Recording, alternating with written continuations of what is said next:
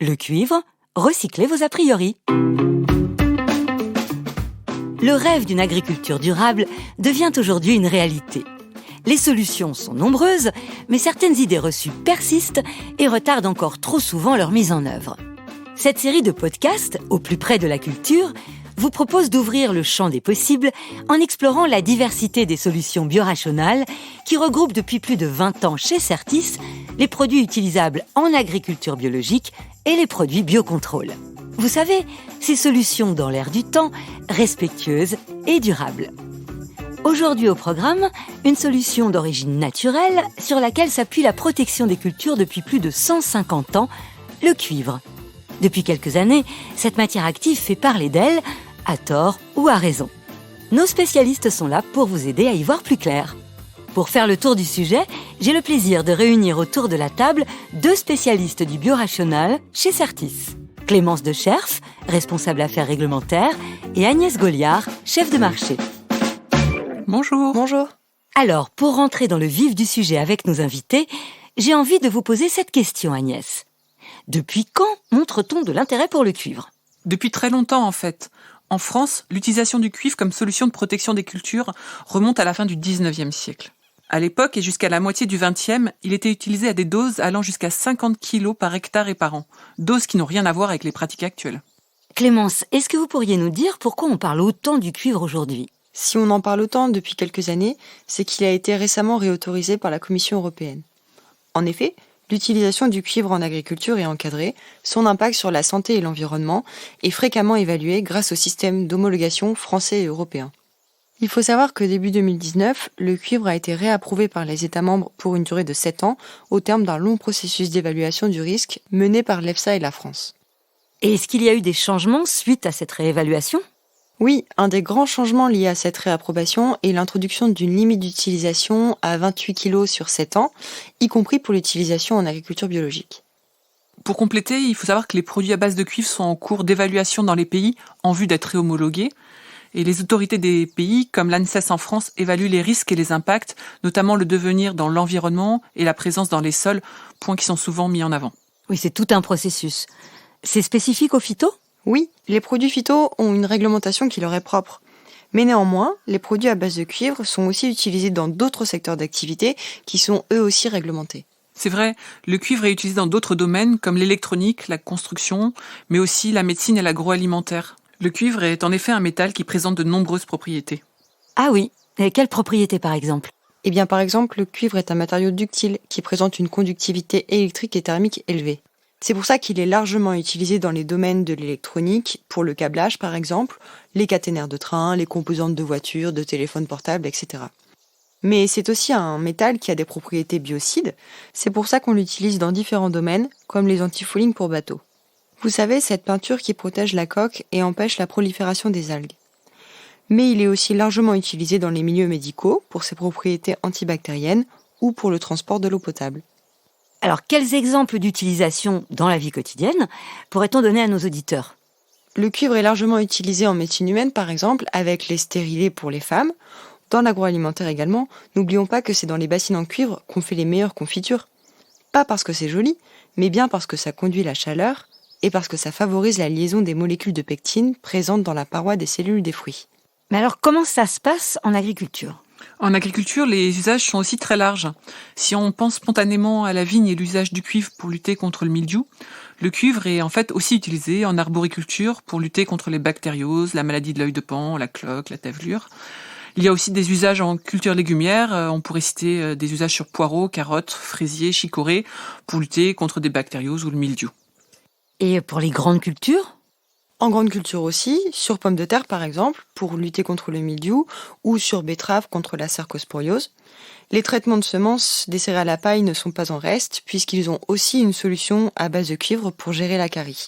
C'est vraiment une matière active primordiale à de nombreuses filières. Mais alors, qu'est-ce qui fait justement que le cuivre est si essentiel ? Le cuivre, c'est un fongicide de contact qui a une action multisite, ce qui limite les risques de résistance. Et cette propriété en fait un outil essentiel dans les programmes de traitement. Par ailleurs, c'est une matière active qui reste économiquement accessible. Et enfin, et surtout, c'est une solution efficace sur de nombreuses maladies et cultures comme on vient de l'indiquer. Et dans le cas particulier des maladies bactériennes, le cuivre constitue souvent la seule solution, que ce soit en agriculture biologique ou en agriculture conventionnelle. Et moi qui pensais que c'était surtout utilisé par les bio. En effet, beaucoup de personnes le pensent, mais en réalité, ils ne sont pas les seuls. Pour l'année 2020, par exemple, en vigne, plus de la moitié des hectares qui ont reçu du cuivre étaient des hectares conventionnels, et en arboriculture, c'était même 60%. La consommation du cuivre n'est pas uniquement corrélée aux surfaces bio. Mais alors, est-ce que c'est le même cuivre qu'on utilise, quelles que soient les cultures ?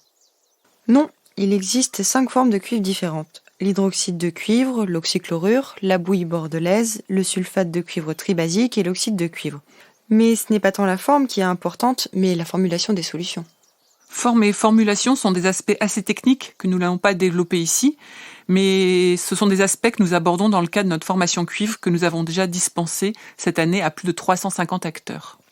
Alors avec tous ces usages, agricoles et autres, on peut se demander s'il y aura assez de cuivre pour répondre aux besoins. Oui, absolument. Une des choses intéressantes avec le cuivre, c'est qu'il se recycle à l'infini. Contrairement à d'autres matières premières, le cuivre ne subit aucune perte de qualité et la proportion d'éléments non cuivrés est très faible. Le cuivre, comme l'aluminium par exemple, fait partie des métaux qui présentent le meilleur taux de recyclage en Europe. En ce qui nous concerne, on utilise des cuivres recyclés. Vous pouvez nous en dire un petit peu plus ? Dans le cas du Nordox 75WG, par exemple, 98% du cuivre est issu de recyclage.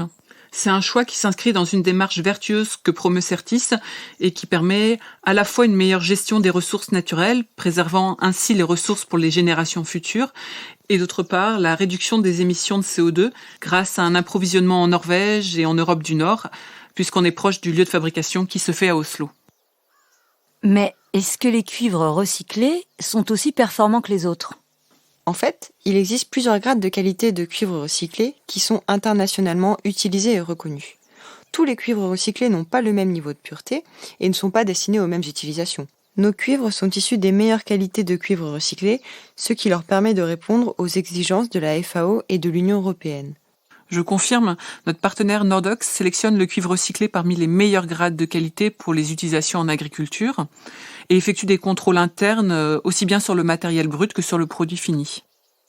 Mais comment vous, de votre côté, vous assurez-vous d'une qualité optimale ? Je vais vous expliquer. Lors du processus de fabrication, on a une montée en température à plus de 1000 degrés du cuivre pour pouvoir le liquéfier, ce qui assure une qualité optimale du produit avec l'absence d'éléments organiques, comme d'éventuels résidus plastiques par exemple. De plus, notre partenaire dispose de nombreuses certifications, y compris au niveau de ce processus de fabrication, qui est lui-même labellisé EcoCert. Ah oui, on est dans une production plutôt verte.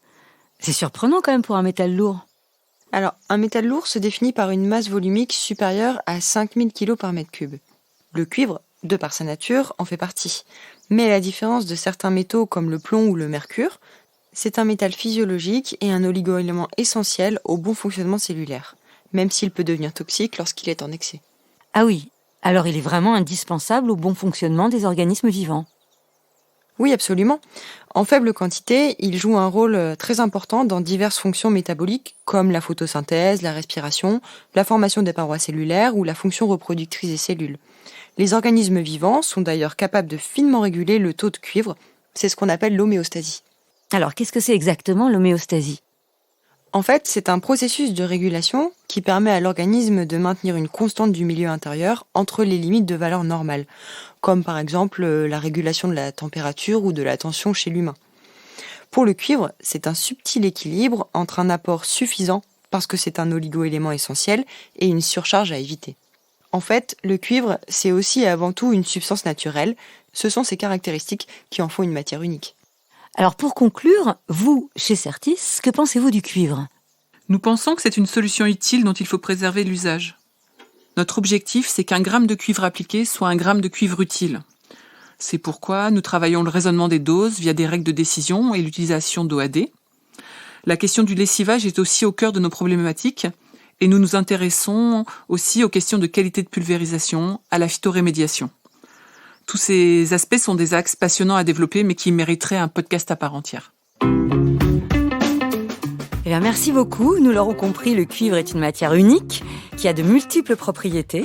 Il est utile dans de nombreux domaines et essentiel à l'agriculture. Vous en prenez une utilisation respectueuse et c'est une conduite à suivre. Je tenais à vous remercier Clémence et Agnès pour cet échange riche en informations sur le cuivre. J'espère que nous avons levé quelques a priori et donné envie à nos auditeurs de lui faire confiance, car bien utilisé, il est très utile à nos cultures. À très bientôt pour un nouveau podcast au plus près de la culture.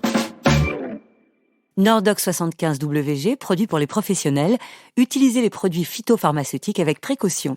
Avant toute utilisation, lisez l'étiquette et les informations concernant le produit. Consultez les mentions réglementaires sur le site certiseurope.fr.